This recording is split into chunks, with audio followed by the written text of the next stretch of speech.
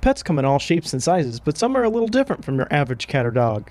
Linda McLean has a few cats of her own, but what she would find outside of her house would surprise her. When I was getting ready to go spend the day with my granddaughters, Gail's mom was sitting out by my driveway, and she got up, and there's an egg laying there on the ground, and I'm like going, I'm going to pick this up.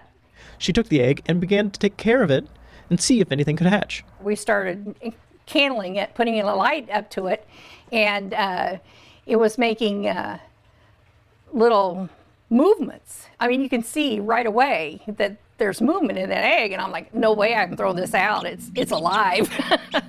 To her pleasant surprise, Gail the duck hatched out of her egg on Linda's birthday. I asked her and her granddaughter, Jenna, what it's like to have a pet duck. It's a little different, but sometimes I go to school and it's a little bit of an interesting story because I'll say, oh yeah, my grandma has a pet duck. And they're like, really? Your grandma has a duck? I'm like, yeah, we go over to her house and we just play with the duck sometimes. She's smart. She's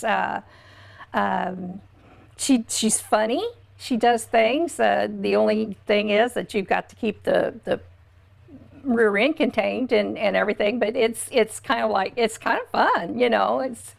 She's learned a few little things that she likes to do, and she plays with the cats, and she just thinks she's all that. Gail, like most ducks, enjoyed a little splash. One little suggestion from Linda, and things go swimmingly. Take a bath. You know, I just tell her we're going to go take a bath, and she'll walk herself down the hall to the bathtub, and she'll wait for me to take her harness off, and then she'll wait for me to put her in, and then after that she gets herself out of the bathtub, and when she's done, and so she has a good time in that tub. Since she grew up from a little duckling in a small family of cats, sometimes she even takes on their behavior. They'll go up, they'll touch noses, they'll play, she'll go up and try to peck on them with her little nose here. She tries to get a hold of them, so it's really funny, and the cats will come after her, and she tries to initiate little things. If you want to take a quack at having a duck as one of your little critters,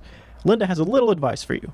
They have to be around people and things. They have to have a group. But there's a lot of research that you need to do because they're just not like having a bird in a cage. You can't just walk away and leave them without making provisions for them other than that. Gail really loves her peas and corn. For Pet Pals TV, I'm Adam Dunn.